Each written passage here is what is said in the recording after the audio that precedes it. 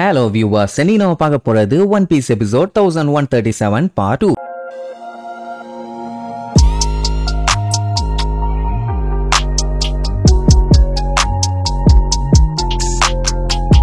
Open பண்ணா பானி கிட்ட Satan கடைசியா ஒரு ட்விஸ்ட் வச்சான்ல, அதாவது அவளுக்கு இந்த பவரை கொடுத்ததே அவன் தான். அதை கேட்டவன அவளுக்கு அப்படியே தூக்கி வாரி போடும். ஆமா, சடனா அந்த பவரை அவ எக்ஸ்பீரியன்ஸ் பண்ணிருக்கா. எப்படி கிடைச்சது என்ன ஏதுன்னு ஒண்ணுமே தெரியாம இருந்துச்சு. இப்பதான் மேட்டர் தெரியுது இவன் பண்ணிருக்கான்னு. அதுவும் எப்படின்னா இவளை வச்சு எக்ஸ்பெரிமெண்ட் பண்ணிருப்பான். அந்த ஃப்ரூட் பவரோட பேரு தான் ஏஜ் ஃப்ரூட். அந்த எக்ஸ்பெரிமெண்ட் பாத்தீங்கன்னா சக்சஸ் தான். ஆனா அந்த ஃப்ரூட் அந்த அளவுக்கு ஒர்த்தானதெல்லாம் இல்ல, வேஸ்ட். என்ன அந்த பவரை வச்சு இவளோட ஃபியூச்சர் வெர்ஷனுக்கு வேணா அவ மாறலாம். எப்படி அவன் சொல்ற கேட்க கேட்க பானிக்கு அப்படியே ஏதோ சிலந்தி வலையில மாட்டின மாதிரி ஒரு பீலிங். அது மட்டும் இல்லாம நிக்காங்கிறது ரியலுங்கிற மாதிரி கத்திட்டு கிடந்தால அதெல்லாம் உண்மைன்னு நினைக்கிறேன்னு கேட்டா ஆமா அது உண்மைதான் அடிச்சு சொல்லுவான். அது மட்டும் இல்லாம என்னோட அப்பாவை நீ சைபார்க்கா மாத்திட்ட, அவரை நான் பாக்குறதுக்காக பல வருஷமா அவரை தேடிட்டு இருக்கேன். கண்டிப்பா நிக்கா உங்ககிட்ட இருந்து எங்க அப்பாவை காப்பாத்துவான், அதுல எந்த சந்தேகமும் இல்லாம. பார்க்காத ஆள் மேல நம்பிக்கை வைக்கிறதே முட்டாள்தானம். இதுல ஓவர் கான்பிடென்ட். அது மட்டும் இல்லாம இதுலயே தெரியுது நீ வீக்கா இருக்க அப்படிங்கிற மாதிரி சொல்லுவான். ஏன்னா இவ ஸ்ட்ராங்கா இருந்தா எதுக்கு நிக்காவெல்லாம் உண்மைன்னு நம்பிக்கிட்டு இருக்க போறா? உங்க அப்பனும் இதே மாதிரி தான் பில்டப் பண்ணிட்டு சுத்தனா. பக்கனீர் பிளட் சேர்ந்தா இந்த மாதிரி அடிமையா இருக்கல, அதே மாதிரி நிறைய பேர் அடிமையா இருப்பாங்க, அவங்க எல்லாத்தையுமே நான் காப்பாத்த போறேன் அப்படி இப்படின்னு. கடைசியில அவன் நிலைமைய பாத்தியா? அது மட்டும் இல்ல உங்க அம்மாவை வச்சும் நான் எக்ஸ்பெரிமெண்ட் பண்ணேன், ட்ரக் எக்ஸ்பெரிமெண்ட். அவளை ஹோலி எல்லாம் பாத்தீங்கன்னா மாத்தி மாத்தி கல்யாணம் பண்ணிருக்கானுங்க. 8வது ஒய்ஃப் ஆமா, அவங்க பாடியில ஸ்டோன் ஃபார்ம் ஆச்சுல்ல, அதுதான் அந்த எக்ஸ்பெரிமெண்டோட ஃபெயிலியர். இப்படி அந்த விஷயத்தெல்லாம் இவன் கேஷுவலா சொல்ல இவளுக்கு அப்படியே நெஞ்சு படன்னு அடிச்சுக்குது. ஏன்னா இது எல்லாத்துக்குமே காரணம் இந்த ஒரு எரும மாட்டு பையன். இதை சரி பண்றதுக்காக அவங்க அப்பா குமா ஏறாத மலை இல்ல, போகாத தீவு இல்ல, ஏன் பார்க்காத டாக்டர் இல்ல. இப்ப என்னன்னா இவங்க அம்மாவுக்கு பண்ண எக்ஸ்பெரிமெண்ட் ஃபெயிலியர் ஆகி அவளோட பாடியில ஸ்டோன் ஃபார்ம் ஆச்சு, அதே மாதிரி இவளோட பாடியிலயும் ஸ்டோன் ஃபார்ம் ஆயிருக்குது. இதை அவன் எக்ஸ்பெக்ட் பண்ணவே இல்ல. இப்படி இந்த விஷயத்தெல்லாம் கேட்க அவளுக்கு அப்படியே எரியுது. அந்த டைமுங்கும் போது இவங்க தீவுல ஏதோ அணுகுண்டு மாதிரி பட்டால்னு விழும். அங்க இருக்க நேவி ஆளுகெல்லாம் பதறிட்டு இருப்பாங்க. ஆக்சுவலா இதெல்லாமே தீவோட ஓரத்துல நடந்துகிட்டு இருக்குது. இங்க டென்ஷன் ஆனவ இப்ப கதறி அழுவா, இப்படி பண்ணிட்டியடா பண்ணி பையலேன்னு. அங்க வேகா பங்குக்கு செம காண்டாவும். ஏன்னா இப்படி சேட்டன் எக்ஸ்பெரிமெண்ட் பண்ணதெல்லாம் வேகா பங்குக்கு சுத்தமா தெரியாது. அதனால பச்சையா திட்டுவான். ஏன்னா அவன் பொண்ணுக்கு அப்படி ஒரு டிசீஸ் இருக்குன்னு அதை சரி பண்றதுக்காக குமா அவனையே அவன் சாக்ரிஃபைஸ் பண்ணிருக்கான். தப்பு பண்ணது சேட்டன், அந்த தப்பை யூஸ் பண்ணியே குமாவை யூஸ் பண்ணிட்டான். இதெல்லாம் சொல்லி கத்துனா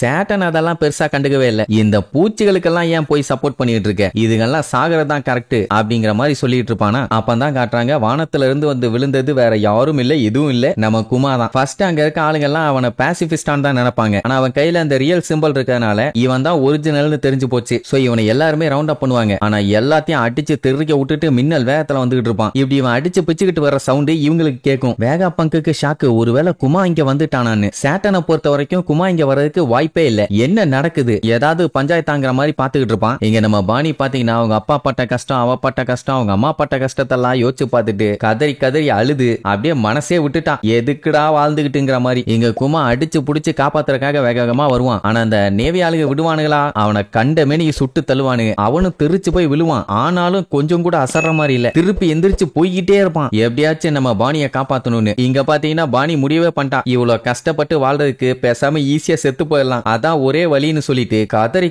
அழ ஆரம்பிப்பா. அங்க அழுகிறத பார்த்துட்டு இவங்க எல்லாம் வாய பழந்துருவாங்க, என்ன திடீர்னு இப்படி அழ ஆரம்பிச்சிட்டாலேன்னு. அது மட்டும் இல்லாம என்னைய மன்னிச்சிருங்க டாடி, என்னால இதுக்கு மேல முடியல நீர்வா. இங்க எப்படியாச்சும் குமா அவளை காப்பாத்தணும்னு வெறி கொண்டு வந்துகிட்டு இருக்கான். மேட் என்னன்னா அவ அழாம ஏதாச்சும் சேட்டன்ட்ட பேச்சு கொடுத்துக்கிட்டே இருந்திருந்தான்னா பஞ்சாயத்து இருந்திருக்காது. ஆனா அவ கதறி அழுததை பார்த்த உடனே அவனுக்கு கடுப்பாயிருச்சு. என்ன இப்படி கதறி அழுதுகிட்டு இருக்கா, காது வலிக்குது, டேய் எல்லாம் இவளை சுட்டு தள்ளுங்கடா அப்படின்ட்டு இப்படி தூக்கி காமிப்பான். இதுக்கு அவனே ஒரு பிதுகுனாலோ இல்ல தூக்கி வீசினாலோ செத்து போயிருவான். இதுக்கு இந்த பில்டப். மத்தவங்க எல்லாம் கத்திட்டு இருப்பாங்க, வேணாம் அப்படி பண்ணாதீங்கன்னு. அப்பதான் குமாவோட என்ட்ரி. வந்தவன் பாணி அங்க சுடுறதுக்காக ரவுண்டு கட்டி கண்ணு வச்சு நின்னுட்டு இருந்தாங்கல்ல, அவங்க எல்லாத்தையும் அவன் பவரை யூஸ் பண்ணி அடிச்சு தெறிக்க விட்டுருவான். இங்க சேட்டன் பாத்தீங்கன்னா பாணி தூக்கிட்டு வீசிடுவான். இப்ப பாணிக்கு என்ன கவலைன்னா அவங்க அப்பா அவ்வளவு கஷ்டப்பட்டு இவளோட லைஃபை சேவ் பண்ணிருக்காரு. ஆனா அதை ஒழுங்கா அவ காப்பாத்திக்காம இப்ப சாக போறாள், அதனால ஃபீல் பண்ணுவா. அதுக்காக அவ கொஞ்சம் கூட முயற்சியே பண்ணல, அப்படியே சுருண்டு கிடப்பா. அவன் கொடுக்கு கைய வச்சு ஒரே போட வரும்போது கரெக்டா குமா வர்ற மாதிரி காட்டுவாங்க. அவன் அடிச்ச உடனே டம்முன்னு அந்த எட்டமே புகமண்டலமாயிரும். அப்ப பாத்தீங்கன்னா பாணிக்கு ஒண்ணும் ஆயிருக்காது. என்னடானா குமா அலேக்கா கையில தூக்கி காப்பாத்தி இருப்பான். இப்பவும் பாருங்க அவ எத்தனும் இருக்கான்னு.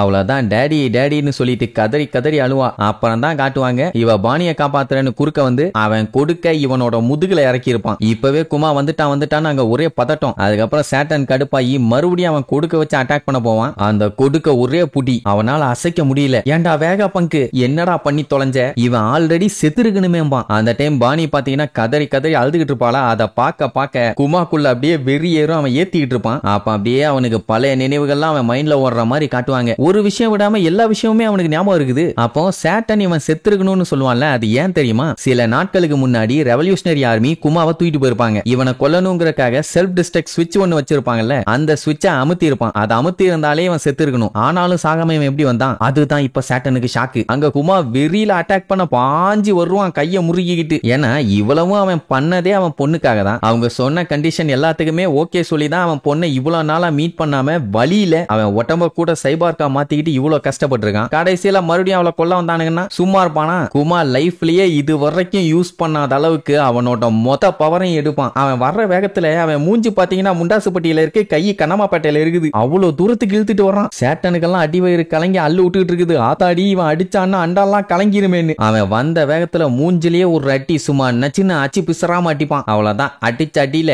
அந்த சேட்டன் அப்படியே பிளைங்ல போவான். அடி சாதா அடியில கொலவெறித்தனமான அடி. எனக்கு தெரிஞ்சு சேட்டனை இனி போஸ்ட்மார்ட்டம் தான் பண்ணணும்னு நினைக்கிறேன். சரி, இனி இதுக்கப்புறம் இந்த ஐலாண்ட்ல என்னென்னலாம் கலவரம் நடக்க போகுது, அந்த கலவரத்துல நம்மளுக்கு தப்பிக்கிறாங்களா இல்ல இன்னும் இந்த கலவரம் பெருசாகி எல்லாரும் மண்டைய போட போறாங்களான்னு அடுத்தடுத்த எபிசோட்ல பார்க்கலாம். டாடா.